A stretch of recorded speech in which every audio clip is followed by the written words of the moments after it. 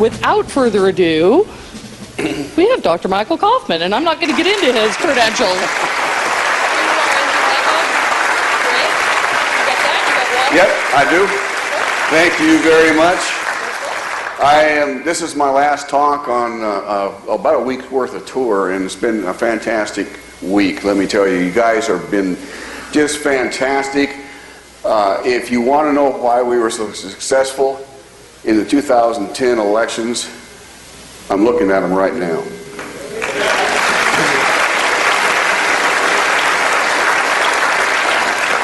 But our job is just starting, and one of the things that is going to be very necessary, I think, in order for us to be successful is to become educated, and that's why I wrote this book, Rescuing a Broken America. I'm going tonight to be able to talk around several things. First, what's happening to America, and then how did it happen, and then taking America back. In order for you to understand where I'm coming from, I'm a research scientist. I have had over 30 years of research and was leading a multi-million-dollar research effort in global warming when, in the early 1990s, when I discovered there was no real evidence that man was causing global warming. Zero.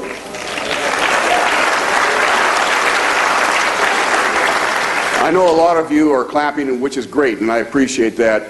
But some in the audience probably are saying, well, that's not what the scientists are saying. But yet the scientists are saying the same thing I'm saying. It's those who are being paid off that are saying that man is causing global warming, and the only thing that they have going for them are climate models, which are basically evidence that comes out of somebody's head. There is no empirical scientific evidence whatsoever that man is causing global warming. None whatsoever. And you will see as I go through this program here tonight why that's the case. Why did they have to bring out this concept of global warming? It's because of the need for controlling the U.S. economy and controlling you and I.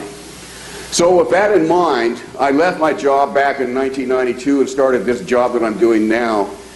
And I knew it was going to be tough. Nobody likes to pay for bad news. But I think we are beginning to see what I've been trying to tell people now for 20 years, that we have a government that is not for the people, it's not by the people, and it's not of the people. It's for a global elite who want to create what they call global governance. And if you go on Google and type in global governance, you're going to hit something like 20 million references on global governance. You never heard of it. Yet, if I go to Europe, as I have, or anywhere else, you'll hear it being talked on the street corner. Everybody in this world knows about global governance except you, the citizens of the United States. Because they know that if you found out that what they're trying to do, you would rise up much like what you're doing right now. And we need to get these people out of office.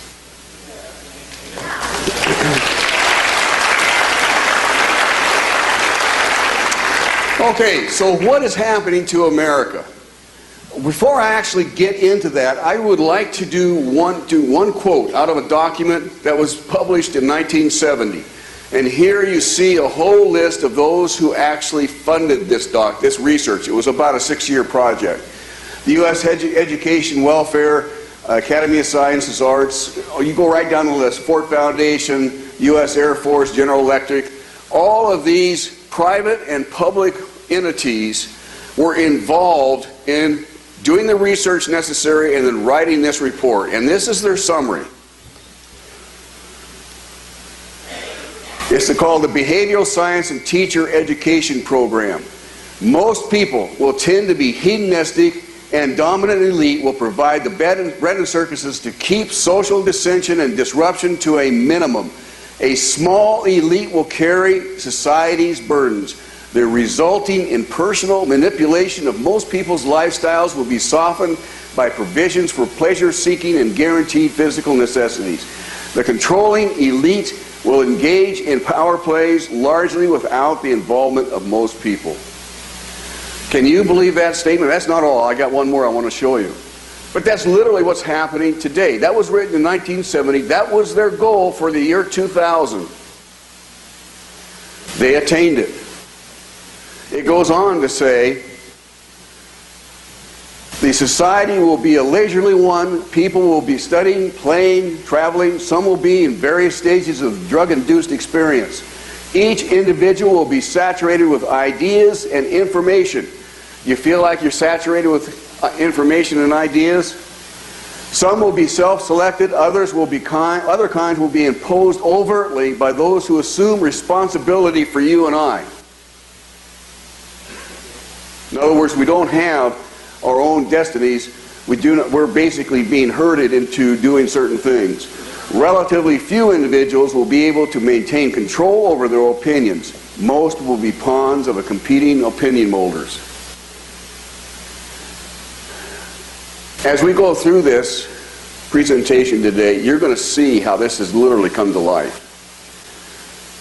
Most of the information that you receive from the mainstream media, am I fading out?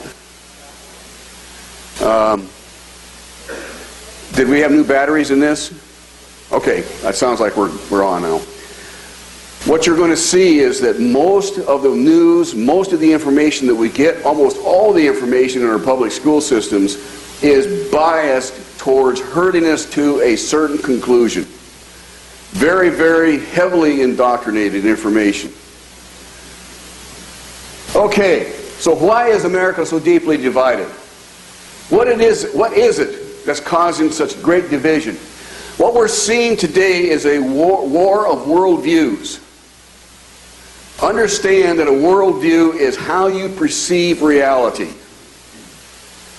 And if you talk about a radical Muslim or an Islamist, their worldview is radically different than ours. Well, there is another kind of radical worldview that is taking over our culture. And it has historical roots. I'm going to talk about those just so that you can begin to understand what is happening. First of all, our Constitution, Declaration of Independence, is based on the writings of John Locke, who lived in the 17th century. He was an Englishman. He had about 400 years after the Magna Carta, and he basically saw the importance of private property rights in his lifetime, and that's what he has based his whole concept of government is on private property rights. Frederick Bastiat, a French legislator, was a student of his, as was Sir William Blackstone, was the first legal mind that wrote a dictionary that was used by the U.S. Supreme Court up until recently when they no longer wanted to be tied to that. Thomas Jefferson, James Madison, almost all of our founding fathers were students of John Locke.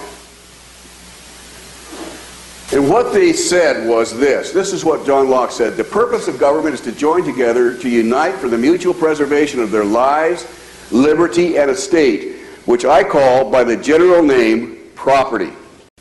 Then he goes on to state, the great chief end, therefore, of men united in the commonwealths and putting themselves under government is the preservation of their property. Now, when have you heard our federal government say words like this before? Most of the time, they're coming at you to take your private property away from you, not to protect it. It's been turned on its head. And I'm going to show you in a moment that private property rights are foundational to liberty and wealth creation. You cannot create wealth without well-established, legally protected private property rights. And so John Locke developed his whole concept of governance around private property rights.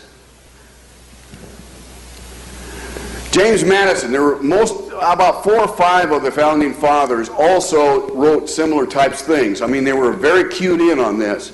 He says the government is instituted to protect property of every sort, as well as that which lies in the various rights of individuals. This being the end of government.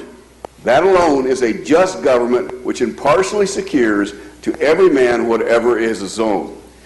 Now, this definition of property rights is far more than just your house and your car and the land lot that your house is on. It includes everything. It includes your life. It includes contracts. It includes your intellectual rights.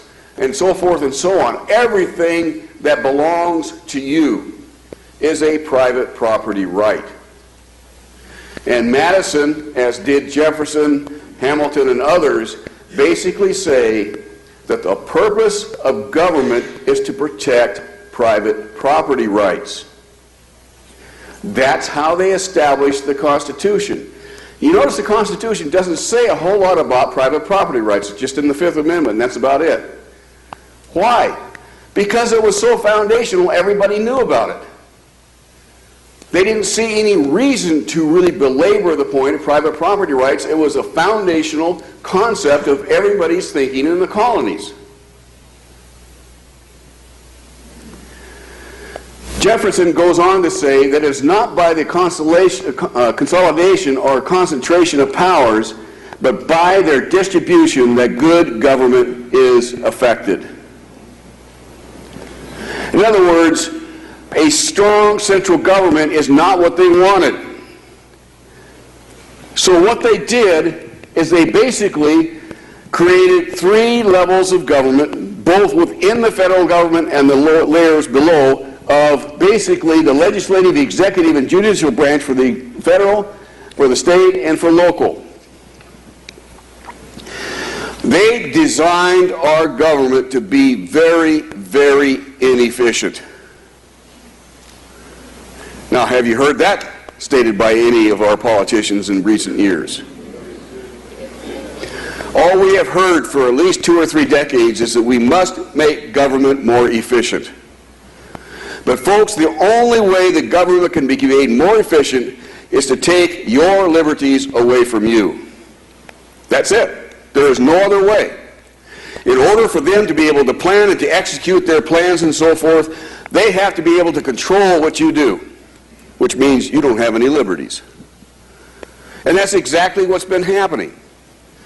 They've been using this false pretense of making the government more efficient in order to control you and I by taking our liberties away from us. Our government, in fact, if you recall the Articles of Confederation, if you go back in the ancient histories of your thinking and so forth, back to probably grade school, and I know that's a long time for a lot of us. But nonetheless, the Articles of Confederation were given, the federal government was given no power whatsoever. It was totally at the mercy of the states. And of course it didn't work. And as a consequence, the Constitution was written in order to overcome that, and we had 18 enumerated powers designated by the Constitution. And the 10th Amendment basically said whatever is not designated as an enumerated power, those 18 powers in Article 1, Section 8, whatever is not there is given to the states or to the individuals, you and I, or to the people. So what happened was that the federal government only could act on those 18 areas. Now, through very activist court cases and a variety of other things over history, the progressives, and I'll name them specifically, not liberals. Liberals are liberal because of what they've been taught, and they want to know the truth.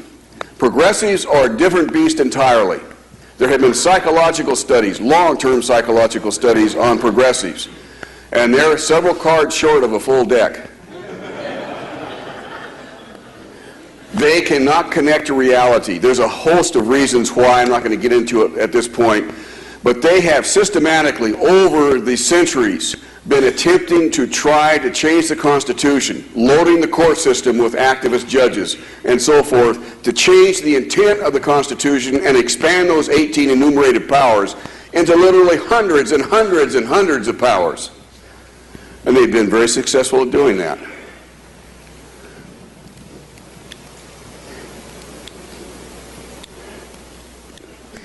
Jefferson, when he was studying this, kind of came up with a rule called the People's Law. It's based on the Locke model, where you have 100% tyranny on one side and 100% anarchy on another.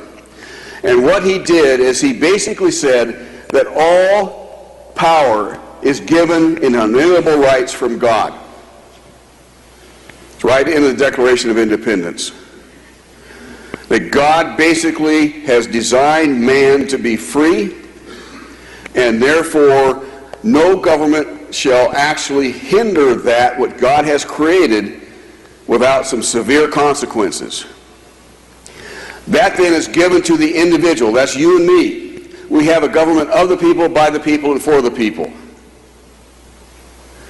What that basically means is that we are sovereign over the government.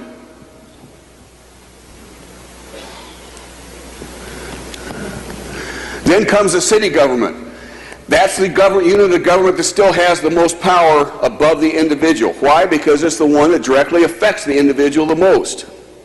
It's closest to the individual. One in which the individuals can throw out of office the easiest as well.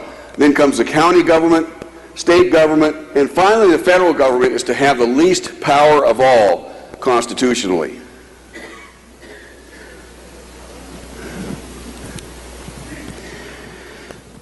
Now, this particular concept, while it goes back literally hundreds and hundreds of years, has been lost to the general consciousness. And Hernando de Soto, a Peruvian, made a worldwide study back in the early 2000s in which he looked at why capitalism has failed in all the third world nations and the former communist nations, and why it has typically thrived in the Western world, although it's getting squashed. And what he came up with was literally phenomenal. If you ever see this book in a bookstore, you ought to get it and read at least the first 40 pages or so. He came up with a conclusion, say in the United States, where 70% of all businesses here in the United States, and of course 70% of all production and gross domestic product in the United States is also a small business, but 70% of those small businesses are started with equity loans on personal homes. That's a huge number. Many of you here in the audience probably started a business or invested in a business by getting an equity loan on your home. It's easy to do. Your home has a certain value, and it has a legal registration, and as a consequence can be used as leverage, as capital, to get an equity loan. If you buy a house, you can usually basically secure it as a deed within just a few days. That is not true with the third world nations and the former communist nations. It can take 10 to 20 years for people in those countries to finally get title to a home that they have bought or a piece of property that they have bought. 10 to 20 years. Worse, they have to go to at least 100 to 200 bureaucratic steps to get that title. Shocking, isn't it? Each one of those bureaucrats demanding a kickback, because that's how these countries work, is through corruption, that in total equal the value or exceed the value of the property in the first place. So if you're just an average person trying to buy some property, you don't even bother to try to secure the deed or to register it. And because of that, it has no legal protection. It's not legally established. And because it's not legally established, a bank can't give you money on its equity. Hernando de Soto called this dead capital. Because it's there, the person could sell it for X number of $1,000, but they can't borrow against it to start a business. And because of that, what you're seeing is that he estimates, this was in 2001. In 2001, it was $9.3 trillion. We're talking about $1 trillion here, $1 trillion there now. It's like it's pocket money. In fact, our deficit this year alone is scheduled to be $1.5 trillion. But the fact is, in 2001, that was a lot of money. It's probably close to $14 trillion now. But at that time, it was $9.3 trillion worldwide in dead capital. So what does that mean? At that time, it was equal to all the capital of the 10 major stock exchanges in the world. Amazing, isn't it? The 10 major stock exchanges in the world, this dead capital equals what is invested in those stock exchanges. It's also 93 times more than all the foreign aid ever given and 46 times all the loans ever given by the World Bank. Now, what does that say? That basically says that if they had access to their dead capital and knew how to be able to invest it, they would not need foreign aid. We wouldn't have to have a foreign aid program. It's astonishing. Now, just how important is this dead capital, or how important are property rights? Let me just give you some examples. And this is a couple of years old. It was right after the 2008 collapse. The Americans, as we have an average salary of $45,000 a year, average income, I should say. The socialist Europeans only have $34,000 a year. Now, why is it so much less? Because they're socialist, totally socialist, and they have regulations that don't end. Their people can't do anything without having government permission. We're rapidly heading in that direction, but so far we still have more freedom, economic freedom, than they do. And of course, when you get to the former communist nations, it's less than $2,000 a year. Was, back in the 1990s, less than $1,000 a year. They are beginning to improve themselves, but it's going to take probably 1 to 2 generations for that to happen. And then if you plot the gross domestic product per capita over an index of legal property protection, what you find is that there is a very strong correlation, 74%. The less private property right protection you have, the less the average gross domestic product per capita. The more private property rights protections exist in a nation, the greater the gross domestic product per capita. It's stunning. Why? Because the more private property right protections you have, the more your property is going to be worth, and the more protection you have that you can use then as equity for a capital loan for investment. Simple as that. Straightforward. So understand that this particular issue is really, really, really important. Our liberty and our ability to create wealth is dependent upon private property rights. This is a church, so I feel free to say this. If you look at the Bible, you will basically see that private property rights are paramount in the Bible.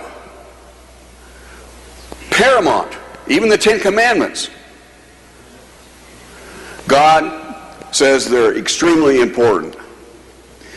Now, what is the cause of the variation that we see here? In the United States, we have a very high per capita income. In South Africa, for instance, is quite low, and yet their private property protection is roughly the same. Why is that? Well, it's primarily because of apartheid. It's very interesting that when you try to take somebody else's rights away from them, as we are suffering from right now more and more every year, your per capita gross domestic product begins to slip. And until the early 1990s, the blacks in South Africa did not have the ability to own property. Had no ability whatsoever. It wasn't until Nelson Mandela was made president that he started to embark upon a program to give property rights to his fellow blacks. Now, I was there in 2002 and went to several of these villages. Just 10 years before, most of these villages were basically cardboard shacks. When I was there, most of them were corrugated iron. Now, you would say that that's pretty rough living, and it is. But compared to a cardboard shack, it is utopia. And some of them were actually being able now to afford to move into brick homes. And the thing I think was the most stunning, after 10 years of securing private property rights, some of them were able to put in sidewalks, and you could literally eat off of their sidewalks. They were so clean. The pride was so obvious that they had their own homes for the first time in hundreds and hundreds of years. It was staggering. Now, Frederick Bastiat, you remember I told you he was a French legislator in 1748, or 1848, wrote a book in 1849 called The Law. It's a short book, about 60 pages long, size of a pamphlet, and it's got the most astonishing analysis of what the law should be based on constitutional principles of any that I have ever read. If you see it in a bookstore, call it just The Law by Frederick Bastiat. Get it and read at least the first 30 pages or so. You'll be stunned. I don't have time to do all that tonight, but I want to just take a few key things that he has said out of this. Basically, he laid out the principle that the law should be there to support the preservation of private property rights, just like John Locke said, just like Madison said, and so forth. And he goes on to say this, that the law has been used to destroy its own objective. It has been applied to annihilating the justice that it was supposed to maintain. In other words, our politicians have turned the law on its head. The law has placed the collective force at the disposal of the unscrupulous who wish, without risk, to exploit the person, liberty, and property of others.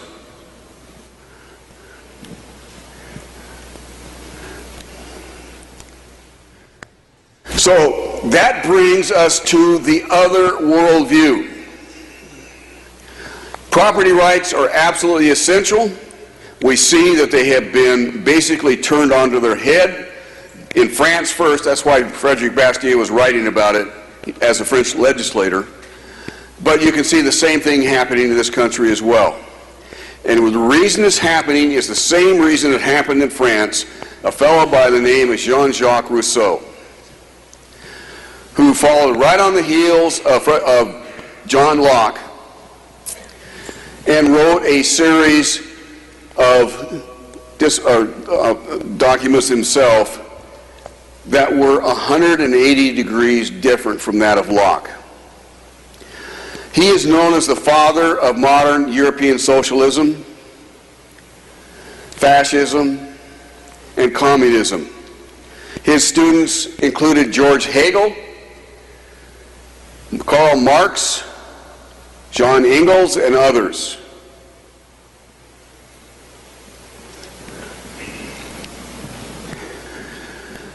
He said, Jean-Jacques Rousseau said this, "Whoever refuses to obey the general will shall be constrained to do so by the entire body. In this lies the key to the working of the political machine. This alone legitimizes civil undertakings."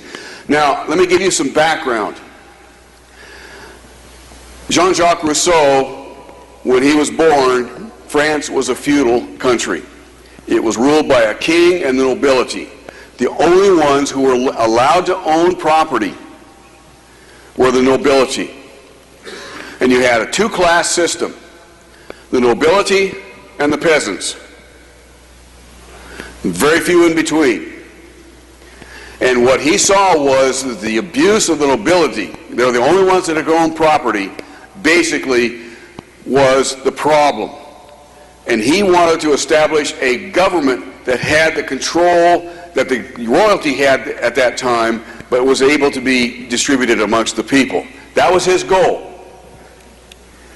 He goes on to say that the property rights were designed by the rich to place new fetters on the poor and gave new powers to the rich, which irretrievably destroyed natural liberty. And and for the advantage of a few ambitious individuals subjected all mankind to perpetual labor, slavery, and wretchedness. 180 degrees different from that of John Locke. John Locke said freedom and liberty and wealth creation is based on private property rights. Jean-Jacques Rousseau basically said that property rights destroys freedom, destroys economic ability, and must be controlled by the state. And then finally, the state, in relation to its members, is the master of all goods through the social contract, which within the state is the basis of all rights.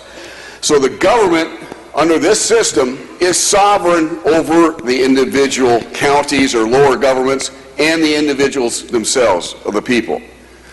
The government is sovereign over the people. In this model, in the John Locke model, the people are sovereign over the government. A complete reversal. Now, I just want to emphasize at this point that you constantly hear from the progressives that it's not American to do it the way John Locke has established. I'm sorry to say that they are totally incorrect. They are the ones that are un-American because they are literally turning the American way on its head.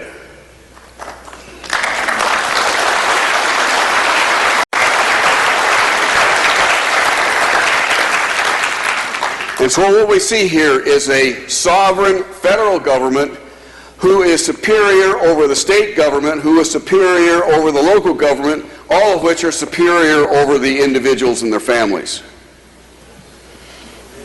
Complete reversal. Now, Bastiat, again, in the law, said that the law has converted plunder into a right in order to protect plunder.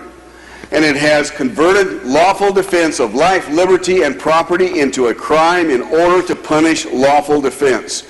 And that is so true with what's going on right now. We're seeing many people, especially in the rural areas, that are being literally stripped of all of the value and so forth of their land in order for few people to prosper, especially the critters, the animals, and so forth.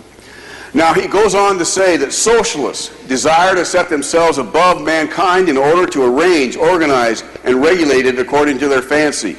Like Rousseau, they desire to force mankind to docilely bear this yoke of the public welfare that they have dreamed up in their own imaginations. By the way, I'm sorry for the dark orange or yellow there. That's supposed to be a bright yellow. So he recognized that Rousseau was actually doing exactly the opposite of what he intended to do. And that's really what Jefferson and anyway, Jefferson had been an ambassador in France, if you recall. He came home, and then the French Revolution, and Jefferson was really excited for the French at that point. And he and Patrick Henry went over to France to basically congratulate them on what they had accomplished. When they got there, they were horrified for this reason that Frederick Bastiat said, because it literally turns the ability for liberty right on its head. And both of them were so outspoken that they both went to jail. Patrick Henry was so outspoken that he was found guilty of sedition and was scheduled to be beheaded on the guillotine. Fortunately, Jefferson still had enough clout in France to get Patrick Henry off, and they were both basically shipped off back to America. But they recognized at that point the trouble that France was in was going to be in as long as they still had this system of governance. He goes on to say that political questions will always be prejudicial, dominant, and all-absorbing. There will be fighting at the door of the legislative place, and the struggle will be no less furious. Now just think about this. If you have a powerful federal government or central government that makes all the decisions as to who gets to do what, when, and where, or have what, then all these special interest groups are going to be clamoring at the doors, in our case, of Congress and the President, in order to get their special favors, because that's the only place where you can get them. And of course, one special interest group is fighting for the same dollar as another special interest group. And as a consequence, you have this vicious fighting that's literally tearing out the heart of America. Bastiat goes on to say, is there any need to offer proof that this odious perversion of the law is a perpetual source of hatred and discord, that it tends to destroy society itself? Think about that. What he's saying is that our society is going to self-destruct. And it sure seems obvious that it's happening right now with a $14 trillion debt and $112 trillion obligations.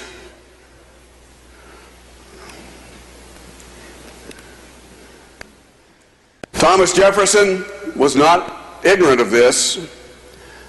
He came back from France and then wrote a letter to, I can't remember who he wrote the letter to, but he said this: when all government, domestic and in foreign, as little as great things, shall be drawn to Washington as the center of all power, it will render powerless the checks provided of one government on another, and will become as venal, as oppressive as the government from which we have just separated. Did he nail it? He knew what was going to happen if those people, and they're always in society at all times, who want to grab power were able to pervert the Constitution into what they want it to be, to make the central government the most powerful entity in the nation. Our government will become as venal, as oppressive as the one which they just separated, fought the Revolutionary War with Great Britain over. They knew all this. We're just learning it all over again. Now here, the debt clock, we see a $14 trillion national debt. Each of you in this audience owes the government $127,000 for every family member. I hope you brought your checkbooks. $14 trillion. There is all kinds of concern going along with that. I'm not going to get into it because we just don't have any time, but that could literally be the hangman's noose around our country's neck. But that's not all. In fact, that's not even the worst of it. Our Social Security liability, prescription drugs, Medicare liability, and so forth is $112 trillion. Some people say it's more. It's irrelevant. Does anybody here know how much money is in circulation around the world right now in all denominations, all currencies? It's half of that. Our liabilities are twice as much as all the currency in existence around the world today, right now.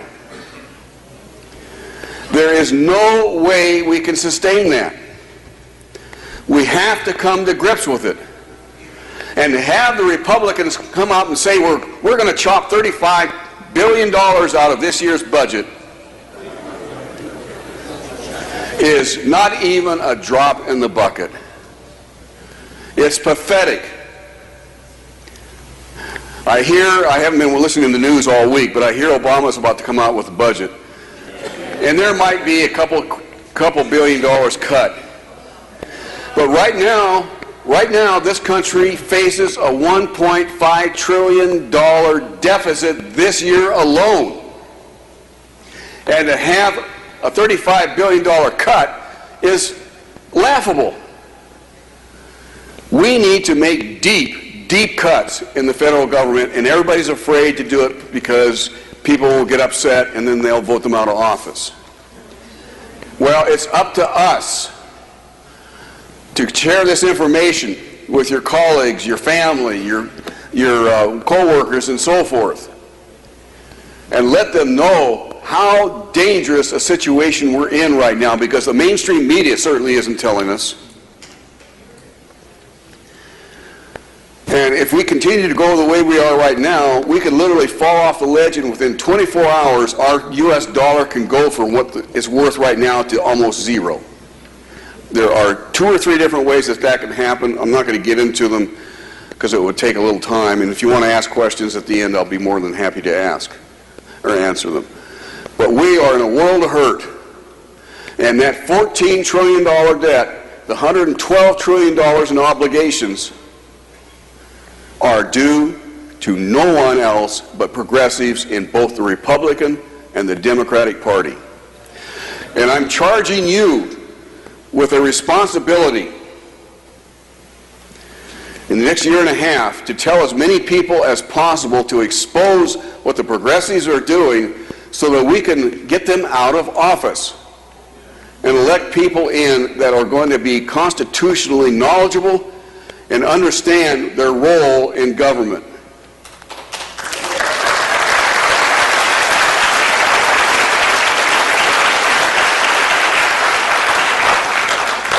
The other thing, and one of the things that could be working here to our disadvantage, are the literally thousands and thousands of these little NGOs like ACORN and the SEIU Union and so forth that are getting funded to the tune of at least $4 to $5 billion a year by foundations, by the federal government, and by George Soros. Soros himself spends $500 million a year supporting these.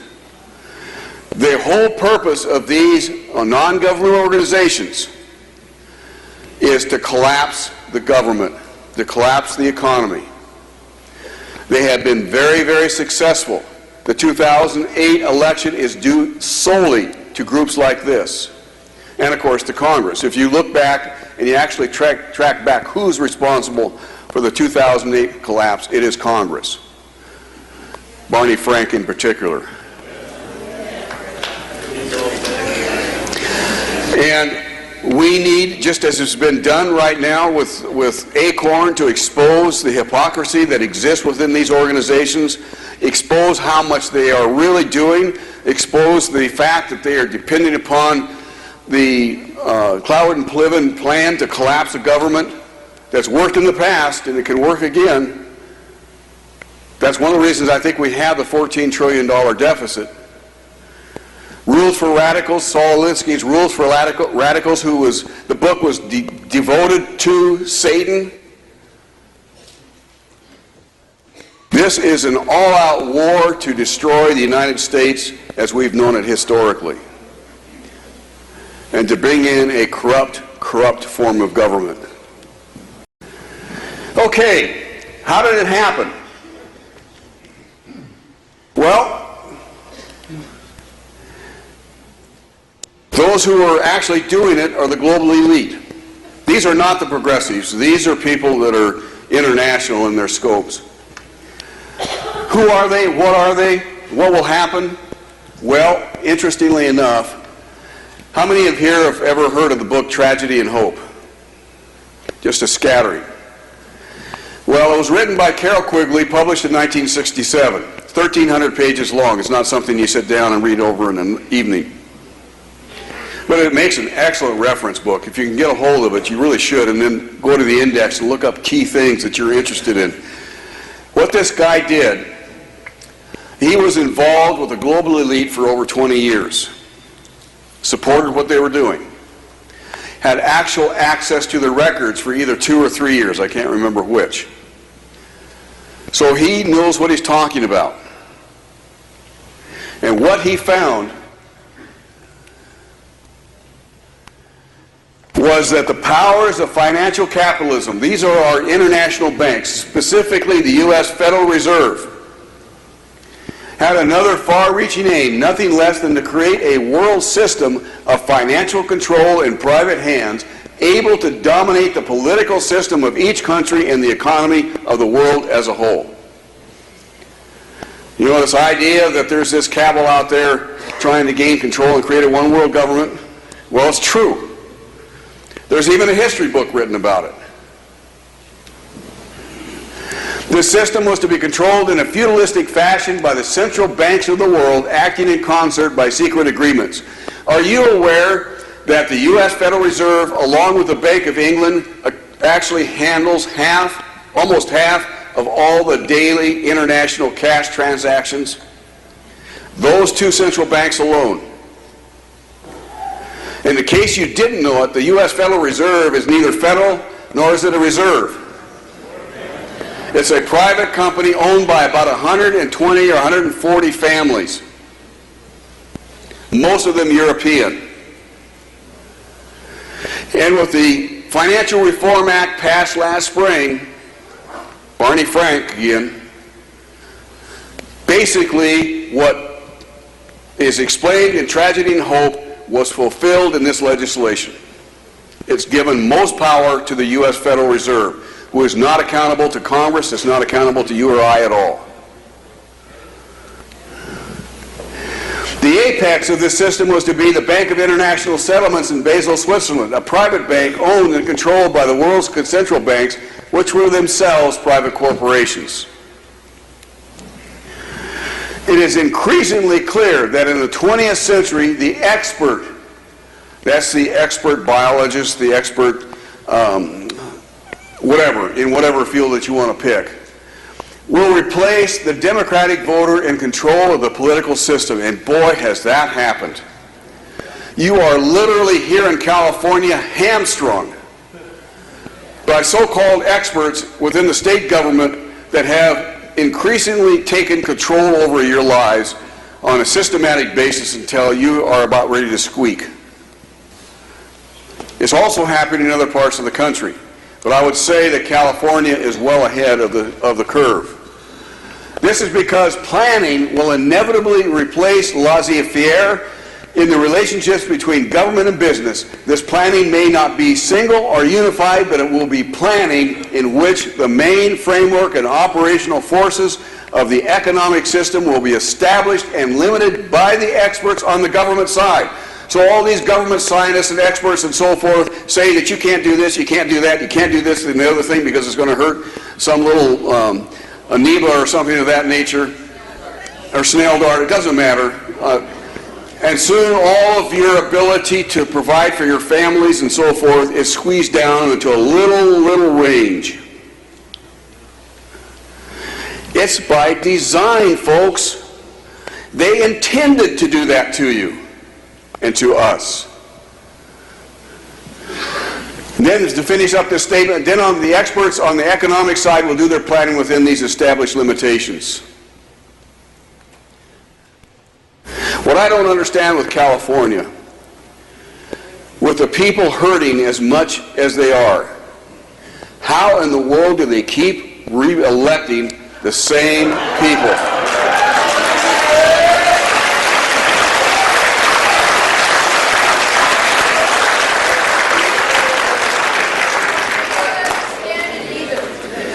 I have never witnessed anything like what California has right now. Back in the year 2000, when you had the rolling brownouts and so forth, were you aware that that was caused by the Sierra Club? That they basically said that they were not going to allow any new generating capacity to be built in California. That was in, I think, 1972 or 76. Of course, there wasn't. And you had your rolling brownouts. And I thought, well, maybe they'll wake up now. Didn't happen. I just cannot believe how people can still be electing legislators, senators, and so forth that are driving the state into the bankruptcy. Because there's really no way out now other than bankruptcy for California. I don't see how you're going to get out of it. I honestly don't. I know that Brown is going to go with hat in hand to Obama and ask for a federal bailout, but I do not think the rest of the states are going to allow it.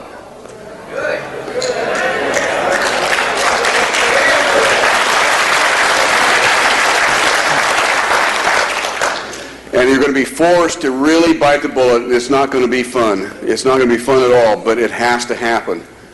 At least in the process, I wish we had another governor in besides Brown, because the contracts, if you do go bankrupt, it'll give the California the chance of renegotiating all of these retirement plans and so forth.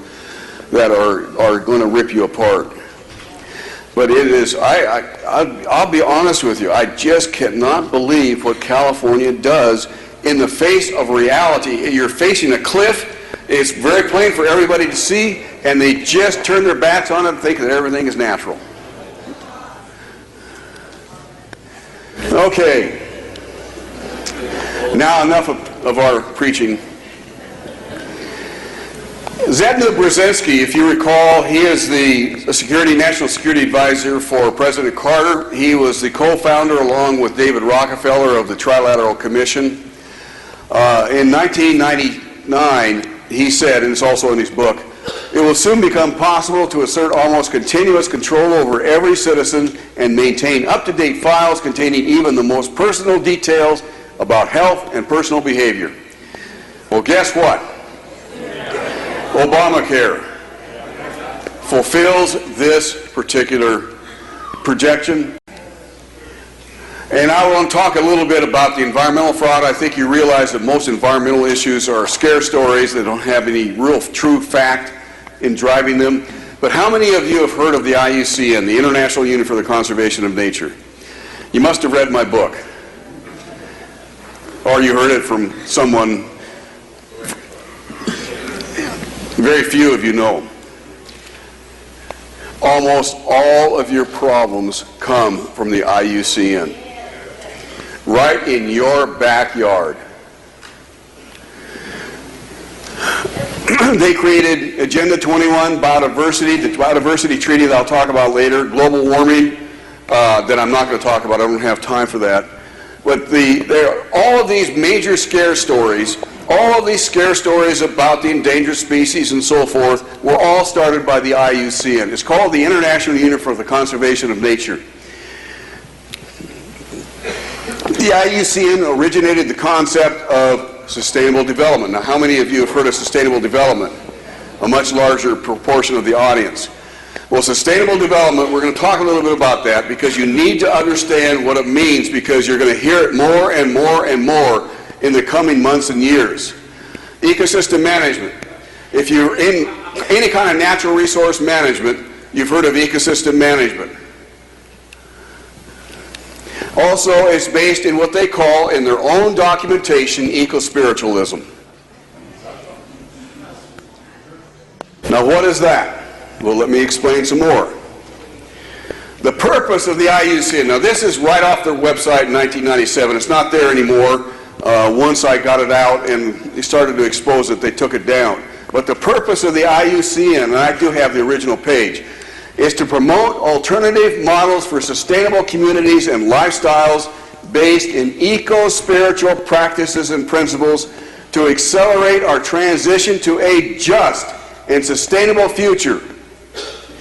Humanity must undergo a radical change in its attitudes, values, and behavior. In response to this situation, a new global ethic is taking form and is finding its expression in international law. Well, how is it finding its expression in international law? Because the IUCN writes these treaties. Now, what is eco-spiritualism? Eco-spiritualism is the pantheistic basis of reality, where Mother Earth is God. Now, they have a right to believe what they want to believe, but they do not have a right to force on us in secrecy their belief system in law, and that's what they've tried to do. We've stopped them a couple times now. Now, what does sustainable development really mean? Sustainable, by their definition, means not only indefinitely prolonged, but nourishing, as the earth is nourishing to life, and the self-actualizing of persons and communities. I'm going to give you a definition of what a community is in a little bit. But basically, it includes rocks and dirt and vegetation and so forth. The word development need not be restricted to economic activity, but can mean the evolution. And the word evolution is a safe word for them to use for reincarnation. That's what they mean by the word evolution. Now, I'm not saying that every environmentalist out there or anyone who is supporting this agenda knows about this true definition. But this is what's driving the ship. And they will do things that are incremental in nature to get their foot in the door, and then they'll expand it and expand it and expand it until they're reaching this. And I'll show you an example of that in just a moment. The United Nations has three primary advisors to it: the World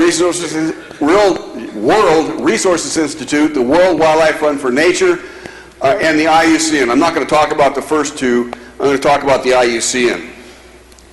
And this is going to stun you. Well, what is the IUCN? Who makes it up? It's an international organization, and its members include the United States Environmental Protection Agency, the U.S. Fish and Wildlife Service, the National Park Service, the U.S. Forest Service, Department of Natural Resources. All of these organizations, federal agencies, NOAA, all of them belong to the IUCN. And in 1972, the membership was opened to the Sierra Club, the Nature Conservancy, National Wildlife Federation, National Audubon, NRDC, the EDF, the Environmental Defense Fund, and so forth. 600 of them. 600 non-governmental organizations, environmental or socialist organizations, are now members of the IUCN, along with the governmental agencies of the world. They get behind closed doors. The media is not allowed. No outside person is allowed. And they develop a strategy on how, oh, by the way, UNEP, the United Nations Environmental Program, United Nations Development Program, UNESCO, and so forth. But they get behind closed doors and develop strategies as to how to implement their eco-spiritual agenda on you and I. And when you think you have these hundreds of different sources of your problems coming at you from every source imaginable, it's really not. It's all being organized in the IUCN and being funded by these huge foundations, including George Soros and all his minions. He funds himself hundreds and hundreds of these non-governmental organizations. It is stunning. It's illegal, and yet it's being done. And Congress could care less.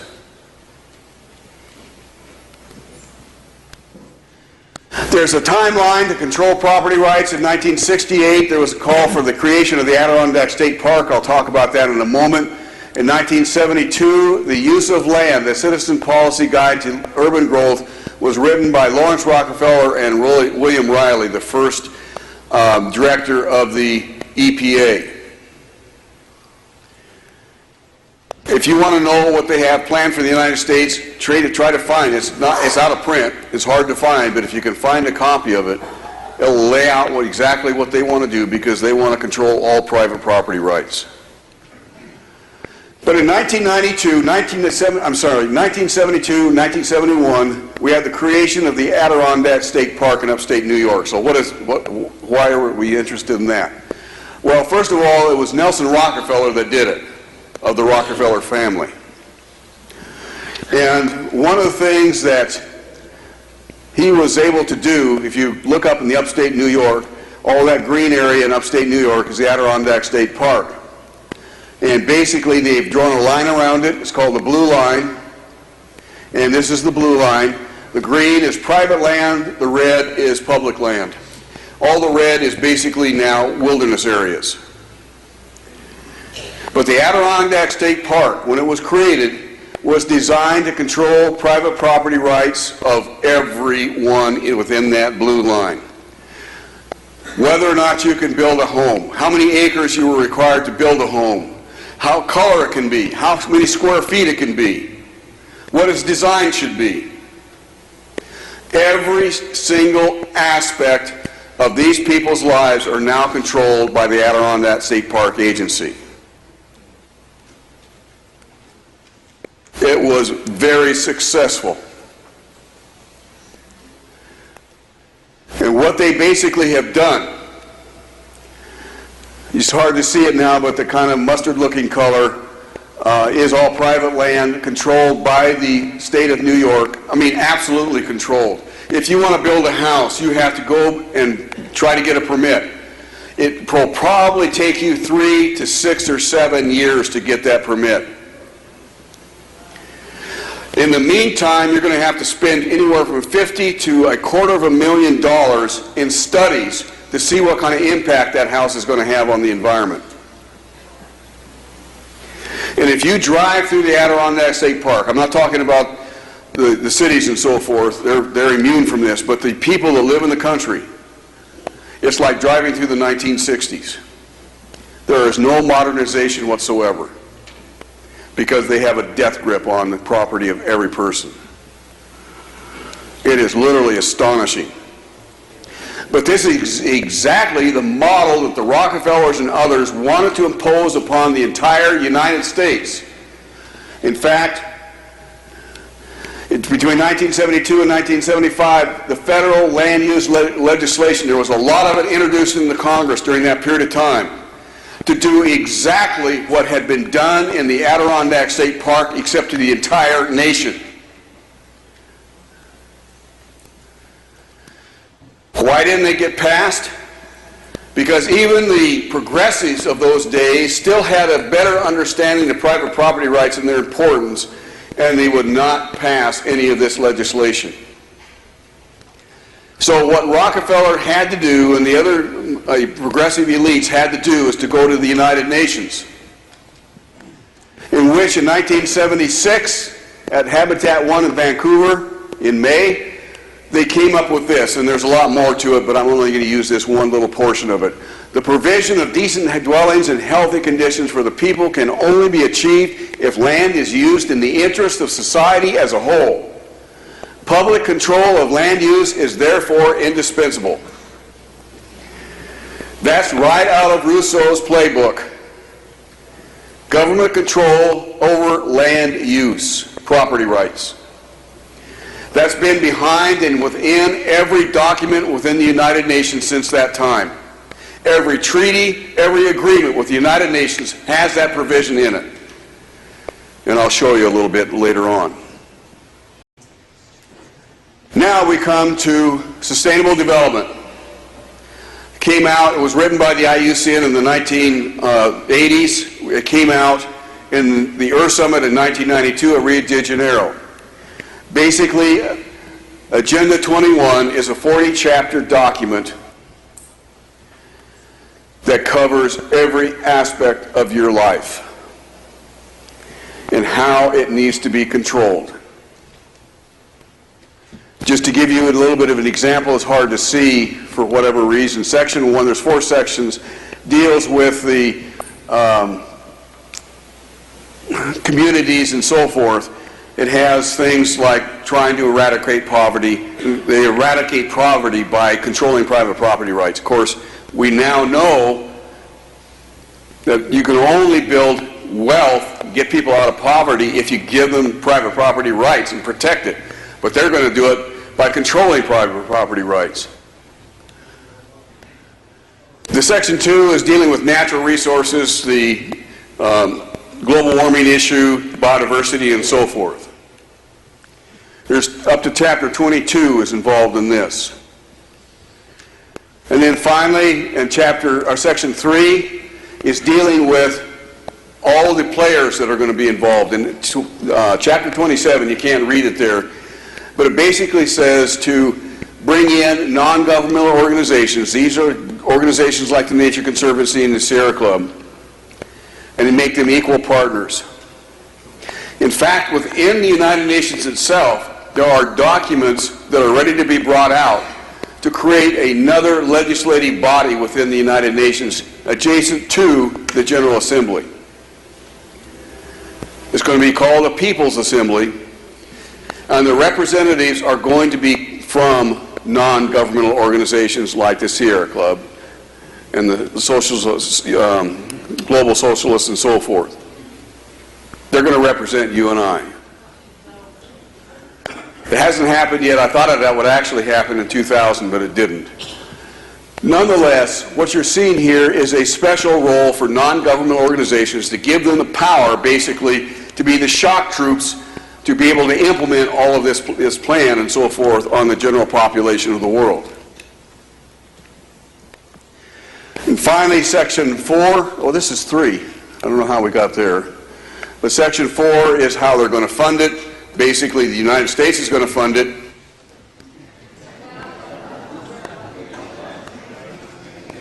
Right. Income redistribution, number one priority of our current administration. All right. Why aren't we advancing here? Here we go. This is one I think it's important for you to realize, and I hope we can read it. We seem to be washing out now. I'm going to try to get up here close because it's important. You remember I told you that they're constantly closing the neck? Well, this belongs to Agenda 21. It was done last year, 2009, December of 2009. And what they're doing is now, finally, they've been doing it for 10 years or more, but they've now finally come out in black and white and defined what a green economy truly is. He says a green economy is designed to separate the use of natural resources from the general economy. In other words, divorce the two. Historically, the natural resource industry has been the backbone of every nation's economy. Now, in the United States, it makes up a very small percentage of our economy. But remember, there is nothing that you use in your house or during your day that doesn't either come from in the ground or on the ground. Nothing. Even though it's a very small segment of the economy, you can't have an economy without the natural resources. And now the green economy concept is going to separate the two. It can't be done. Remember when I told you the progressive mentality can't accept reality? Well, this is a classic case in point. They're going to try to do something that literally cannot be done. That's what's happening here in California with all of these restrictions and so forth, and how you can log and so forth. Basically trying to separate the economy from the natural resources, put the natural resource industry out of business. We're living in the twilight zone, folks. It cannot be done. Okay, chapter 15 is conservation of biological diversity, and the purpose is basically to implement the Convention on Biological Diversity as fast as possible. And if you were listening to the radio yesterday to our interview, you'll find out that I was able to stop that ratification from being accomplished in the U.S. Senate back in 1994. I'll explain a little bit more.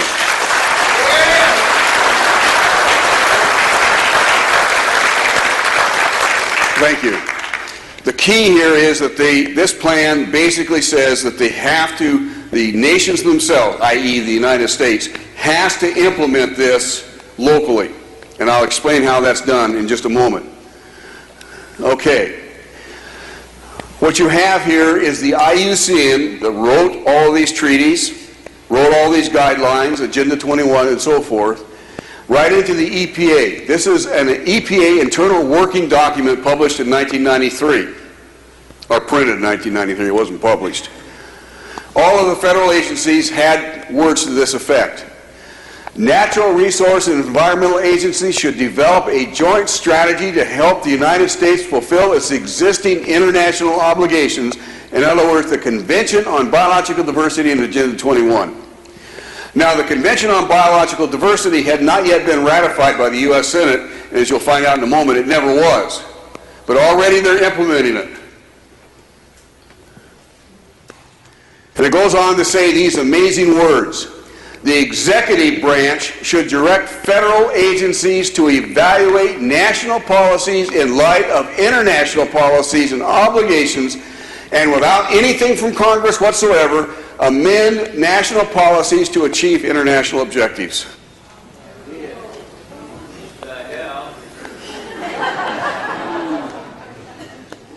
It's shocking, isn't it? How brazen some of these agencies can be. Unbelievable. Basically making law out of thin air.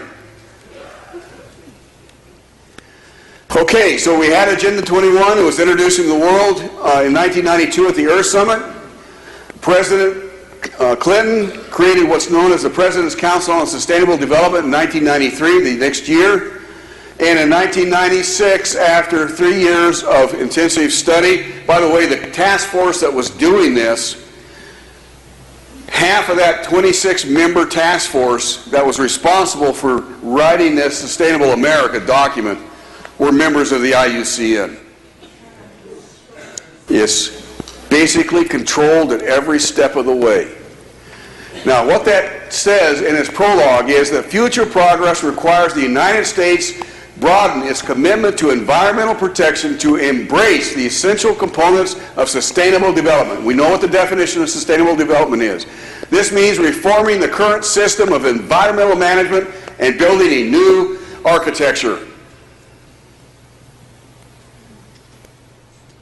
All without any input from Congress whatsoever. And what they have done is published a series of these sub-documents that literally cover every aspect of our lives. And how the local government, how the federal agencies should fund money for road building, you name it, how they should fund projects for natural resources and so forth. If you actually work in the natural resource area and have to deal with the BLM or the U.S. Forest Service, you notice that in about 1996 to 1998, all of a sudden those agencies took a complete different direction as to how they dealt with you. And the reason why is because all of these documents right here basically do one thing. They changed the mission statement for the agency from helping people, especially the local people in which they are located, from helping them to protecting the environment from the local people. That's you. That's their mission statement now, is to protect the environment from you in any way they can possibly do it. And it was all done without any vote in Congress.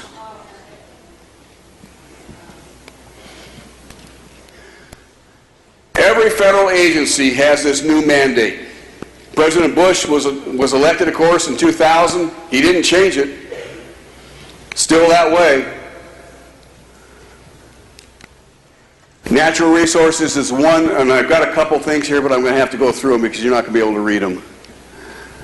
They basically had local meetings with people to get their input before they did this. And it's literally sickening what they have here. They probably had one meeting here. I don't know. I have the list of meetings where they were held, but they're probably just something here in Northern California someplace. What they did is they put it in the Stockton paper, whatever, not Stockton, but Reading paper. Page 16, little paragraph, going to meet at 3 o'clock on such and such a date. Right when you're working. So the only people that were able to attend were basically those who were paid to attend from the environmental groups. And it was done deliberately. And what they basically said here is that they heard from the people of the United States that our resource management was awful and needed to be improved, that we were doing everything wrong, we needed to develop an environmental ethic, right on down the list. And of course, that's what these documents do. The whole thing was rigged from top to bottom. And that's your government at work. That leads us then to the Convention on Biological Diversity. The Convention on Biological Diversity was introduced to the world at the 1992 Earth Summit in Rio de Janeiro. It was actually written by the IUCN in 1981. Stayed on the shelf for 11 years. Then it was brought out. President Bush refused to sign it. He was forced to go down to Rio, if you remember, and he looked at it was only 18 pages long, and it really said nothing. It was just motherhood and apple pie statements. And he looked at that and he says, I can't sign that. I have no idea what it's going to do. But President Clinton did not have any problem whatsoever. He signed it within days after he came into office. It was then sent to the Senate for ratification. It was there being studied for a year. It was voted out of subcommittee, I think, with a 13-2 recommendation to ratify. But a lot of things happened in the meantime. The foundational document to write this implementing language was called the United Nations Global Biodiversity Assessment. In its final published form, it was over 1,000 pages long. We knew about it. We had the actual contract that the United Nations let to the IUCN and the World Resources Institute to write this. It was supposed to be completed by early spring 1994, so it should be in draft form, right? In July of 1994, I went down to the U.S. Senate to explain that this treaty is a very dangerous treaty. And I could not get this draft document out of the United Nations, obviously, just common citizen and so forth.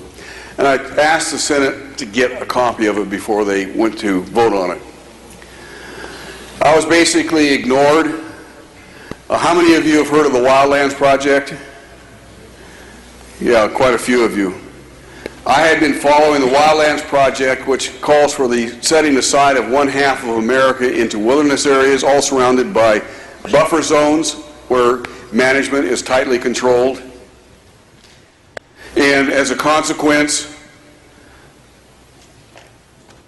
I've also found out that the same people who wrote the Wildlands Project wrote the Convention on Biological Diversity. Now, it didn't take a rocket scientist, at least for me, to realize that this group, the two things were very tightly controlled. And so, as a consequence, I told the Senate that they needed to get a copy of this Global Biodiversity Assessment. I was kind of laughed out of the Senate because of the fact that I could not show where the Wildlands Project was connected to the treaty. But I did meet a couple other guys when I was down there that were doing the same thing I was. We eventually formed a non-tax exempt organization called Sovereignty International. But we got together when we got back home, and the one guy from Colorado knew someone in New York that was closely affiliated with the United Nations that he thought probably could get this document out of the United Nations. Turns out that she couldn't. But she did know someone in England that she thought maybe she could be able to get it out. So she contacted that person. That person couldn't get it. That person then contacted someone in Bonn, Germany, who might be able to get it out. They couldn't, but they knew someone in Gland, Switzerland. Now, Gland, Switzerland also happens to be the headquarters of the IUCN. You know, God has a sense of humor, I think. And they were able to get a copy out. In fact, they had no idea who they were sending it to. And they sent it Federal Express to us. That was the day before the treaty was to be ratified in September 29th, 1994. I forgot to mention that in August of 1994, a couple weeks after I was actually down to talk to these senators, that the scheduled date was August 9th for the ratification. And folks, if you don't believe there's a God, this will, I think, convince you. Remember, the internet was just getting started there. They didn't have email and so forth like we have now. Certainly no social network. And the only way that you can get out mass messages was through what is known as a fax alert system. The technology had just been developed about a year before to send out massive faxes, thousands of faxes overnight. And so I used the Alliance for America's fax network, and it did a one-page fax basically gave the bullet points of what this treaty was designed to do and why it was so dangerous, and had a small map and my phone number. And that day, sent it out on August 4th, that evening, to 4,400 different recipients overnight. The next day at 10 o'clock, Senator Mitchell, who was the majority leader at the time, Democrat, he was my senator from Maine, called me, not him personally, but his aide, called me, and the first words out of their mouth was, "Call off your dogs."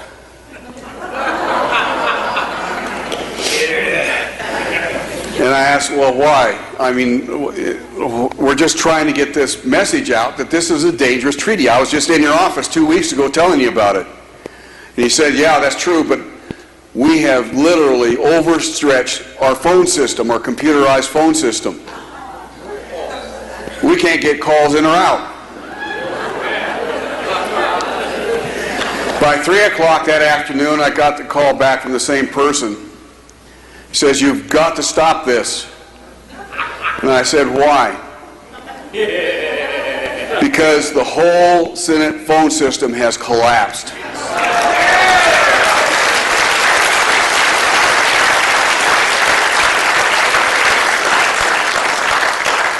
Now remember, I only sent out 4,400 of these the night before. And in talking with this aide, the aide said that the phone system is able to handle about 1 million calls a minute. And for that to have collapsed meant that they had to have far more volume than that, from 4,400. Now that wasn't me. That's got to be God.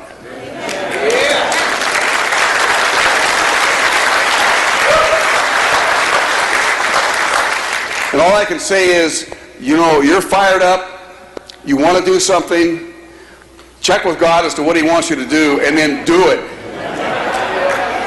Because you never know what's going to happen. That was the last thing in my mind that I thought was going to happen.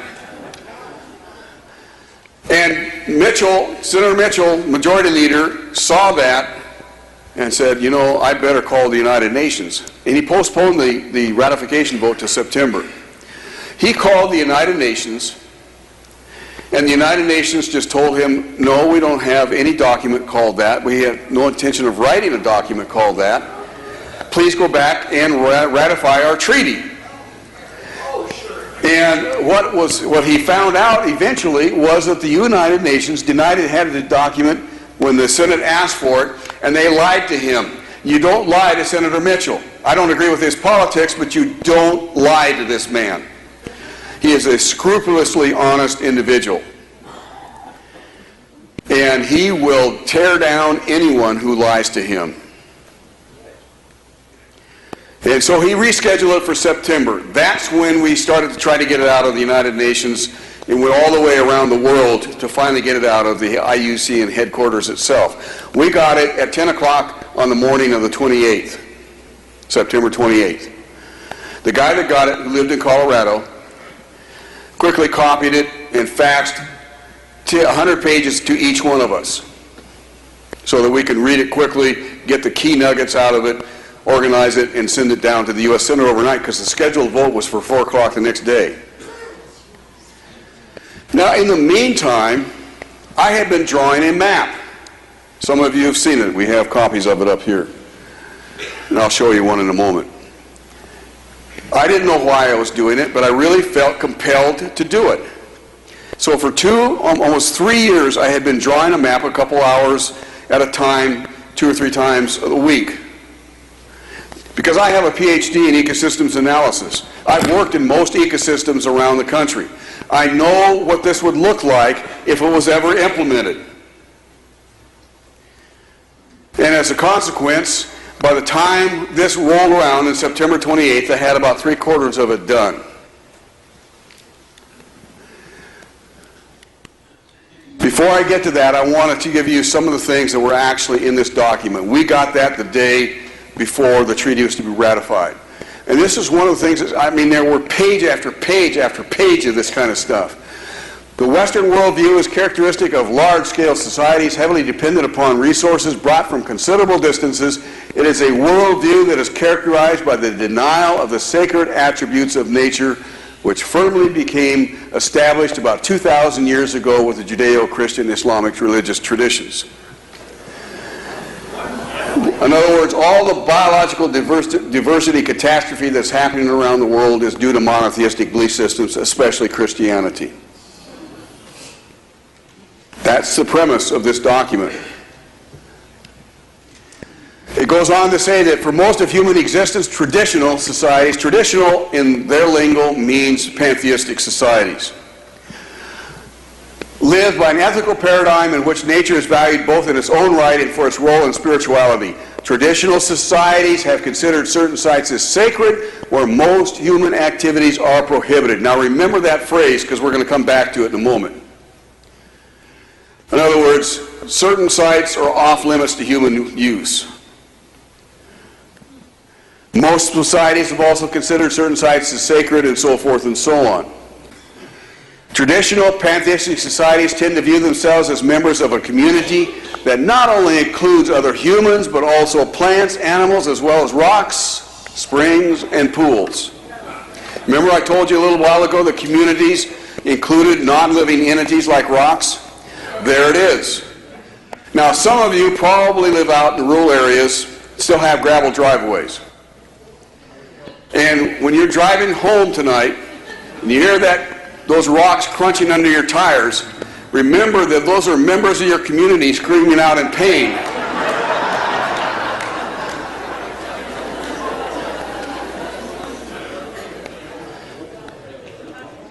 You know, it's good to have a little laugh once in a while because otherwise you go nuts. But remember that these people are deadly, deadly serious. To them, you are nothing more than viruses on planet Earth destroying their God. Yeah, I know. This fellow right here said, well, why don't they get rid of themselves? I actually suggested that to him when I was just getting on the scene. They didn't know who I was. I'd go to these meetings and talk to some of the leadership in some of the environmental organizations, and they would bring up this, or somehow it would come up in the conversation, and I would suggest, well, if you're so convinced that that's what's necessary, that we need to reduce the Earth's population, why don't you offer yourself up on the altar of nature so that you can show us how to do it? You know, I expected some sort of sarcastic response. To a person, there was 3 or 4 people that I did this to a person, they all were shocked and looked at me, and every one of them said words to this effect: we need to stay around to make sure it gets done correctly.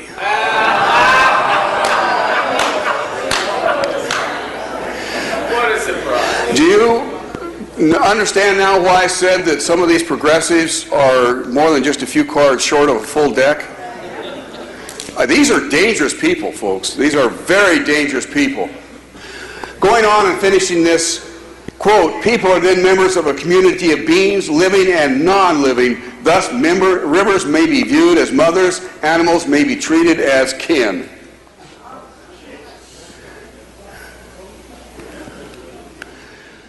It goes on to say, it is estimated in an agricultural world in which most human beings are peasants should be able to support 5 to 7 billion people.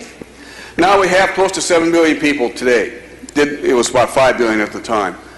But nonetheless, what that says is that if we wanted to keep the current human population of planet Earth, we would have to willingly become peasants. That's the only way that Earth could sustain us. It goes on to say, in contrast, a reasonable estimate for an industrialized world society at the present North American material standard of living would be 1 billion people. This was in the document. We sent all this stuff down to the Senate. I mean, this is stunning information, and that's just the tip of the iceberg of what we sent the Senate. Now, and one other thing, it goes on to say that property rights are not absolute and unchanging, but rather a complex, dynamic, and shifting relationship between 2 or more parties over space or time. In other words, they're whatever the government wants them to be, and the government can change them at will. There's nothing unalienable about them at all. You only have those rights that the government gives you. Classic Rousseau United Nations mentality of public control of property rights. It goes on to say that one option for ensuring against excessive species depletion is the allocation of property rights. The reallocation of property rights implies the redistribution of assets. Do you think? This is a United Nations document now. Property rights can still be allocated to the environmental public good, but in this case they should be restricted to usufructual or usufructual, what's that? I had this was my particular 100 pages that I had to read. I had no idea what usufructual means. Sounded like a swear word to me. So I had a chance to look it up in my dictionary, and of course the dictionary that's on my desk is my college dictionary from way, way, way, way back. You won't find it in the modern dictionaries. I've looked. But in that Webster's dictionary, it said that the usufruct concept originated with the Roman Empire. And it basically means the Caesar owns everything and allocates out rights and privileges to whom he may.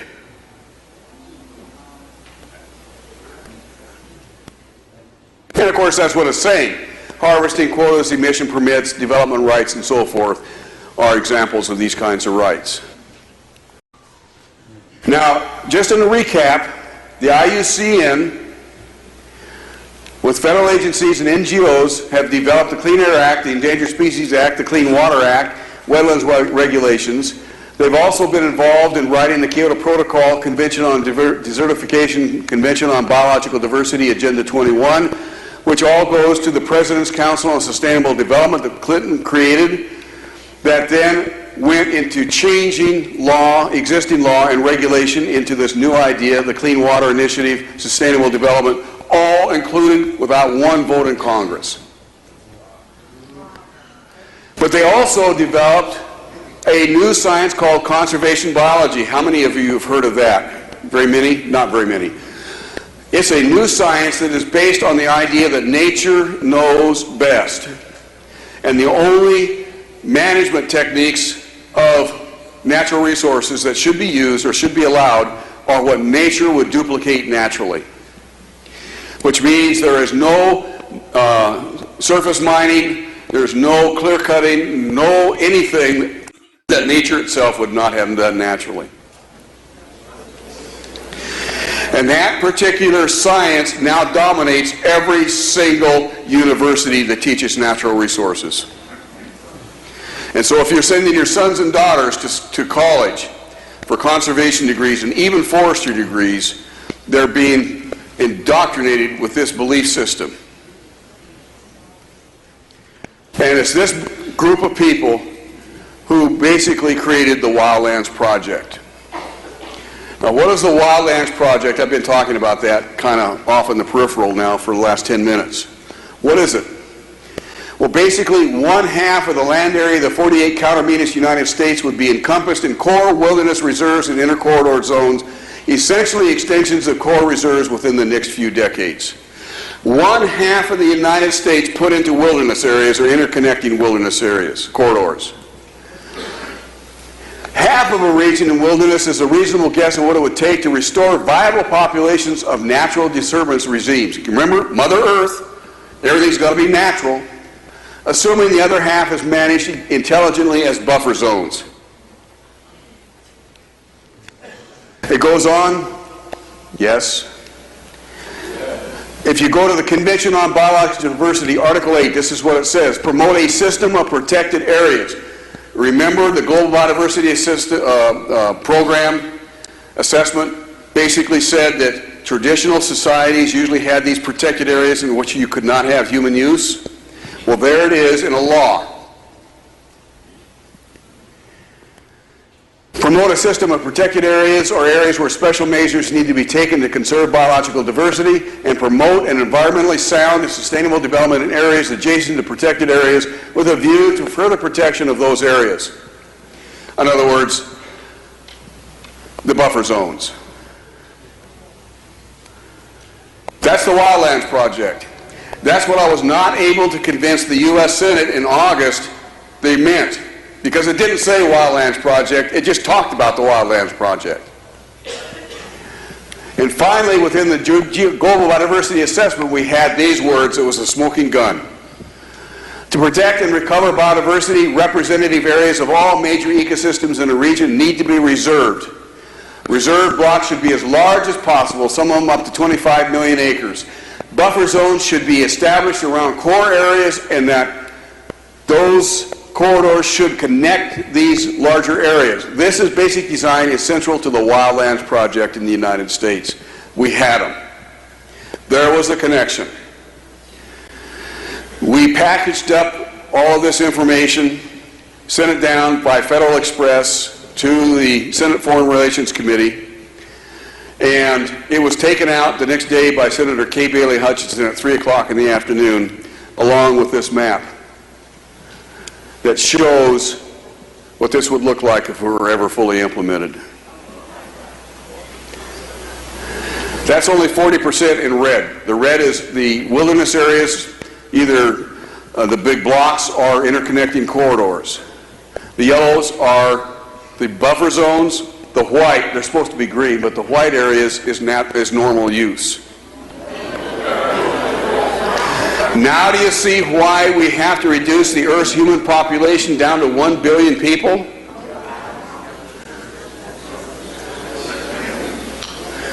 You know, yesterday on the radio, on my radio program, I said that you have to understand it would have a major impact on every human being in the United States.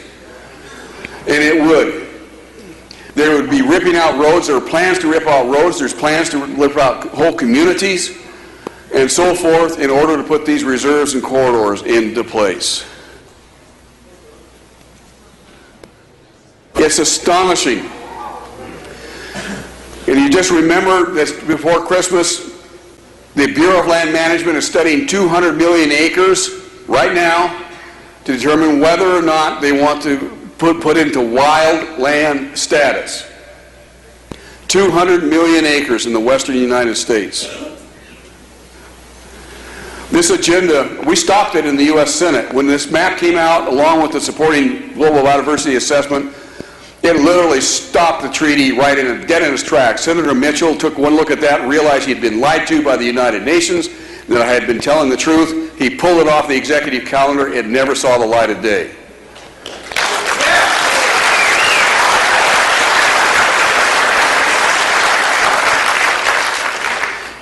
That's great, and it kind of shows you what you can do if you just happen to be in the right place in the right time and God's using you. The fact is that they're still doing this. It slowed them down, way down. I mean, I really put a roadblock in there, but they've worked around it, and they're starting to implement it once again, full steam ahead. We have to put good people in our state legislatures as well as the U.S. Congress and stop this garbage.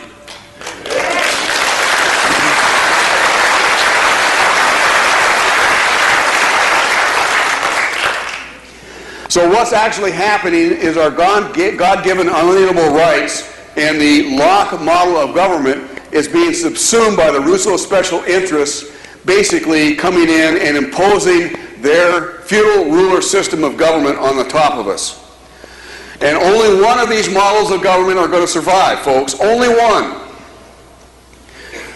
You can't split the fence on this because they are diametrically opposed. And the only hope of stopping this Rousseau feudalism from taking effect is to get good members in the Congress, telling your friends and neighbors, stepping out and doing something and really informing people that you come into contact with is what is happening. It's imperative in the next year and a half that we get people out there that finally understand what these progressives are doing to this country. They're destroying it. They're driving us right into the ground, and I think it's deliberately. I really do, because they want to install their own model of government. They want to create the world government that's going to be the panacea that solves all the problems of the world with a single currency.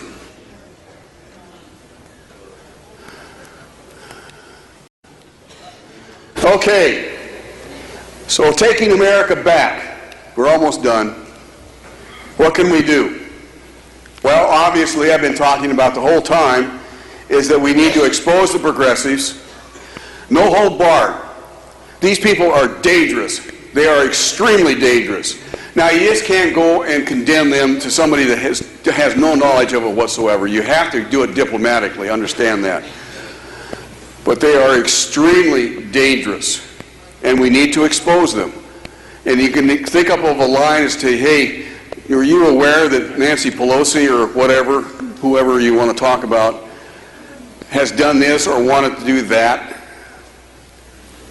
And then draw them into the conversation, and you can draw them in deeper into finally the explanation of how bad this is. Give them my book, give them the DVD, or give them some other information what they can take home and then find out more. We need to throw the rascals out of office. 2010 was not so significant in stopping this agenda. I think we've slowed it way down. But it shows what power you all have. It is astonishing how much the Tea Party movement across this country had as influence into this last election. Even with only 1 year, basically 1 year, to become active and do things, you basically elected people on a scale that's not ever been seen before in the history of the United States.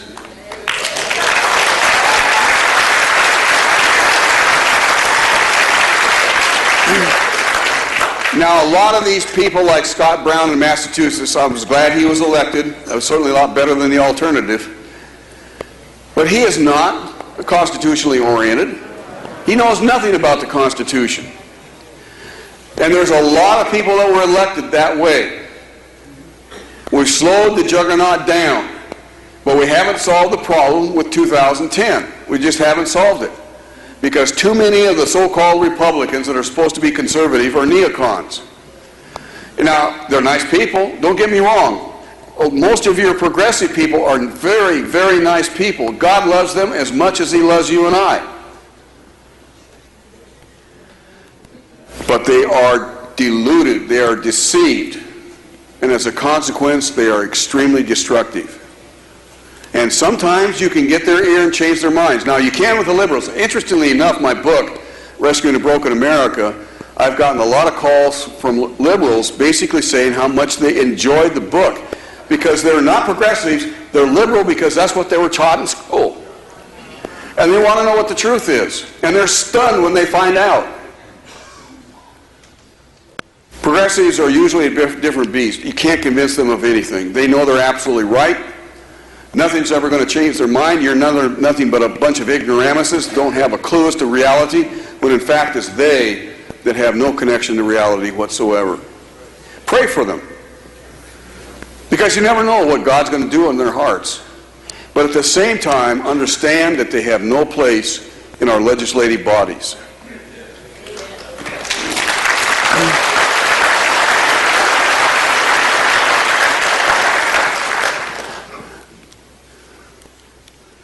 States' rights, 10th Amendment, I think all of you are probably aware, at least peripherally, of the fact that the states are sovereign over the federal government. The states created the federal government, and they are sovereign over the federal government. The 10th Amendment was supposed to guarantee their sovereignty over the federal government. Unfortunately, the 10th Amendment has become almost redundant. And the thing that did it was the changing of the 17th Amendment back in Wilson's administration. I think it was in 1917. Was it 13? Okay. I knew it was either 13 or 17. I couldn't remember which one. Anyway, regardless, what happened was that the state legislatures were to elect senators in Congress, not the people. That way, the senators were representing the states. The U.S. House of Congress was representatives were representing the people. So you had a balance, and the states had a voice in what was being passed at the congressional level. Well, with the abolition of the 17th, or the creation of the 17th Amendment, that gave the power to elect senators to the people. So it's just another version of the House of Representatives. And the states lost the ability to control what was coming out of Congress. We need to reinstate the original intent of this, that was lost with the 17th Amendment.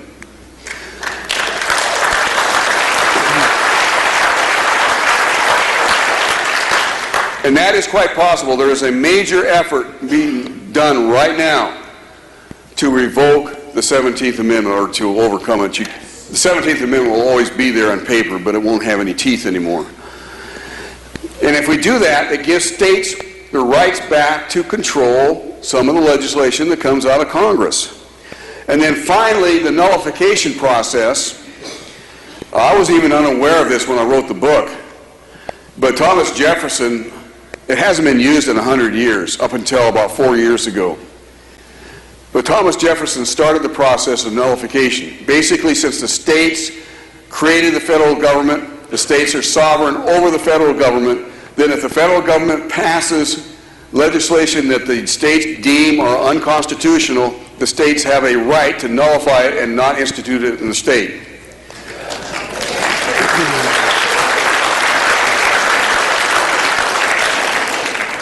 It was abused during the civil rights days of the 18th century and 19th century, because a lot of the southern states basically nullified the civil rights, the various civil rights acts that were coming out and so forth at that time.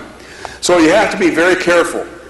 But at the same time, it is a proven policy. It has been used very wisely in the past to control the federal government and even the Supreme Court, because the Supreme Court is a federal agency. And no federal agency should be determining whether or not the federal government can do something. So the Supreme Court, with the Obamacare situation, even if it fails and the Supreme Court rules it constitutional, which I can't see how they possibly could, but even if they do, the states still have a right to nullify. But have they done that? Yes, they have. They didn't realize they were doing it. But 4 or 5 years ago, remember with the Real ID Act that was passed by Congress? Never took hold, did it? The reason why is that almost 40 states, I guess, 30 some odd states, said, we can't afford this. We're not going to do it. Well, that was nullification, even though they didn't call it nullification. And as a consequence, it was never enacted. It was never implemented, let's put it that way. So it's not like the states have not already done this. And as more and more is known about Obamacare, the more and more expensive it becomes, and most of that expense is put on the doorstep of the states. And more of them are coming out and saying, we're not going to do this. So I have a suspicion that by this time next year, it'll either be decided by the Supreme Court as being unconstitutional, or the states will just say, no way, we're not going to do it.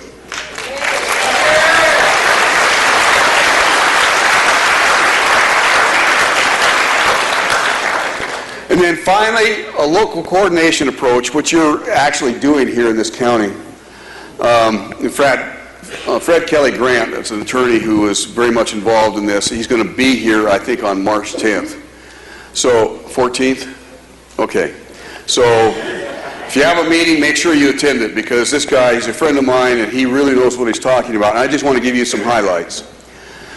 What he does, this has always been the case since the passage of NEPA, the National Environmental Protection Act, or Policy Act. It is a continuing responsibility of the federal government to use all practicable means consistent with other essential considerations of national policy to improve and coordinate federal plans, functions, programs, and resources to the end that the nation may preserve important historic, cultural, and natural aspects of our national heritage and maintain wherever possible an environment which supports diversity and a variety of individual choice. Now, there are a lot of other statements like this. I'm just using this as the example. Now, there are several basic, very strong legal terms here. Practical is one. What that basically means legally is that every agency must, to the very best of its ability, work out its plan of implementation of a federal policy in coordination with a local government. In fact, I know of no federal plan that has overridden a local government. None. Also, coordination is the process by which a local government in your county of Shasta has applied for this already. They want to be a local coordinating government with the U.S. Forest Service on, I don't know what issues you guys are dealing with, but nonetheless on those issues. And they're being stonewalled by the forest supervisor, as I understand it right now. But she cannot stand for very much longer. If you have the ability to cooperate with a number of other counties, because it is expensive to do a lawsuit. I thought we were through with lawsuits. There's over 100 counties that are doing this nationwide right now. And every one of them has been successful, or is being successful. The chances of having to go to a lawsuit are minimal now, but for some reason, up here in Northern California, you've got people in these federal agencies that just don't, I guess, see the light of day. But nonetheless, if you have to do a lawsuit, it's expensive, and you better have several counties involved with several issues that's common to all counties, because it's expensive. Once it goes to court, it will not be there very long before the federal agencies are forced to do it, because that's the law, period. Judges are just basically laughing in the faces of the federal agencies when they try to stonewall it. The next one is cultural. Cultural means what your culture is in this county or the jurisdiction. It can be any elected form of government. It could be a school board in their jurisdiction. It could be a water district, as long as it's elected. In most cases, it's a county. And what you can do, assuming you have a county board of supervisors that want to support their people and not some liberal bunch of hacks, is that they will support and do this with you, and you develop a plan that does what the federal policy intends to do, but in a way that does not hurt the people. And it's very, very powerful. You define your culture. You define your economy. The federal government no longer can do that. Interestingly enough, for 30 years or 40 years now, they've been defining local government's culture and economy for them. And of course they always say, well, it won't have any impact, or so forth and so on. And then it decimates the county or whatever. But now you have that ability to define that, and they have to conform their policy so as not to harm your culture and economy. And of course, individual choice is the last one. That's very powerful. Underneath of the state, federal and state, by the way, California has a number of laws, and I don't know what they are, that require coordination as well. But even if they didn't require coordination, if they take federal money for a project, they have to come under NEPA's rules and regulations so that they are now in the same condition as the federal agencies. And you have a lot of state agencies that are as bad as the federal agencies. These agencies must, and I think my battery is about ready to go, but I'm almost done. Strongly consider how the federal action will affect local cultures and customs as defined by you, the local government.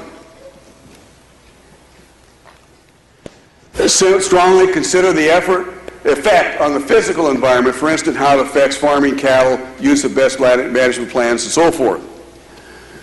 You can define those. Those are yours to define, not theirs. They have been historically doing it, but you don't have to let them do it anymore. Strongly consider the economy and its effect on the local government, tax base of the local government. By the way, the agency that connects your local government, that connects with the federal or state government, is your county supervisors or school district or whatever the case is. It's not you. You have an input, but they are the ones that actually have the legal connection.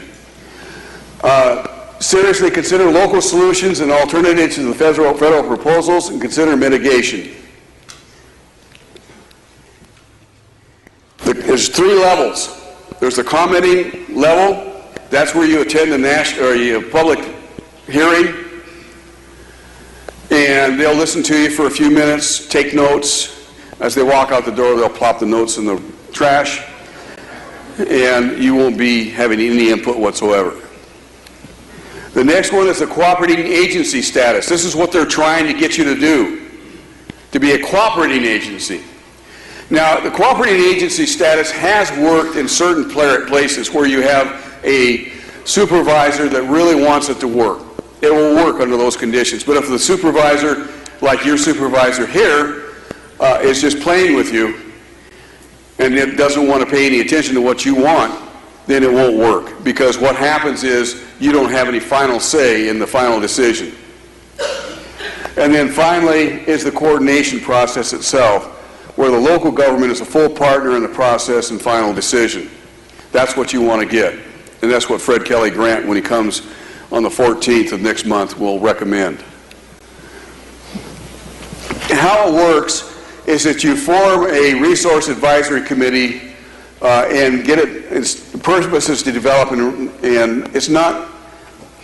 is to develop and recommend to a local resource plan. It doesn't have to be long. In fact, sometimes it can be just one paragraph. But they're appointed by the county commissioners or supervisors in this case. They then take input for the first plan. They write the first plan. It's not a comprehensive zoning plan in any stretch of the imagination.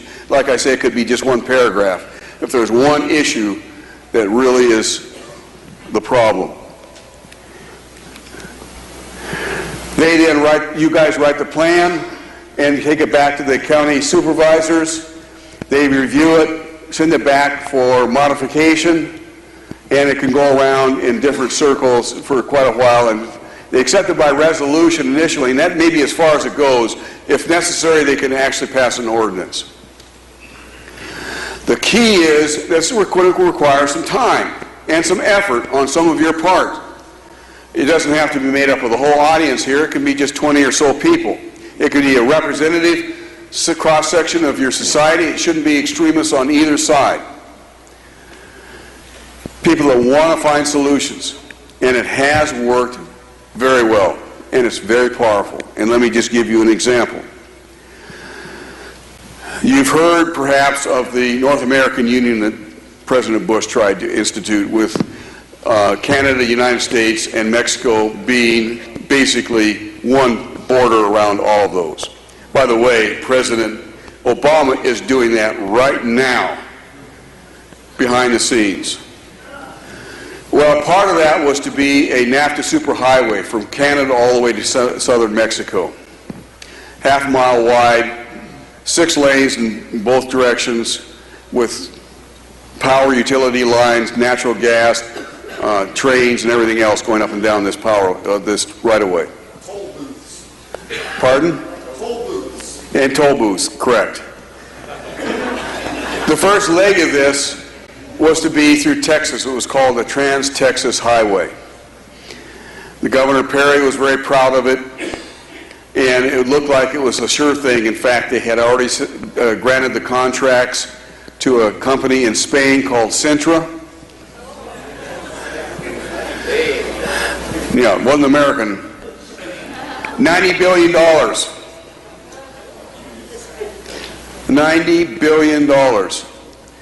Fred Kelly Grant started to look at the state of Texas Constitution and laws and found a little phrase in their Department of Transportation set of rules that they have to allow coordination. And so you got 5 little small communities. None of them had, I don't think, had a population more than a couple thousand people that were in the pathway of this right-of-way. And they filed for coordination status.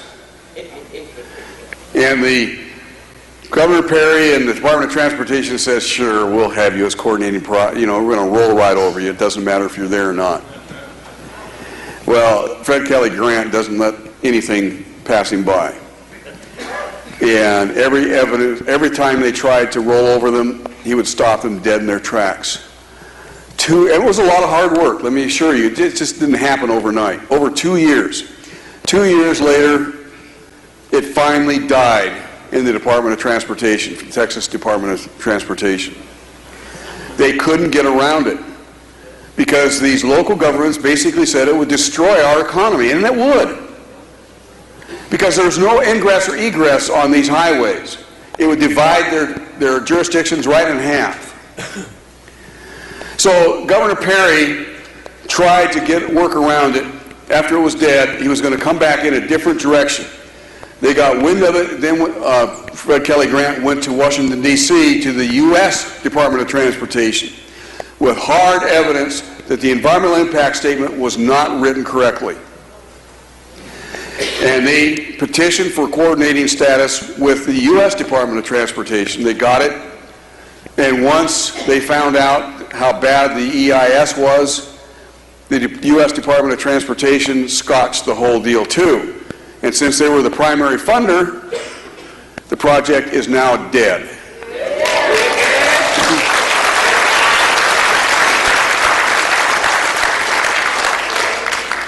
It can be used to help you tremendously.